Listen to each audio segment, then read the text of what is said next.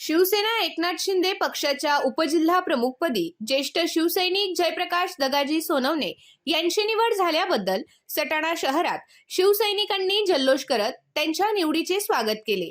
शालेय शिक्षण मंत्री दादा भुसे यांच्या हस्ते जयप्रकाश सोनवणे यांना उपजिल्हा प्रमुख पदाचे नियुक्तीपत्र प्रदान करण्यात आले।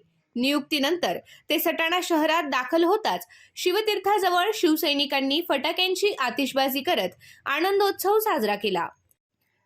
यावेळी जयप्रकाश सोनवणे यांनी छत्रपती शिवाजी महाराजांच्या पुतळ्यास पुष्पहार अर्पण करून अभिवादन केले।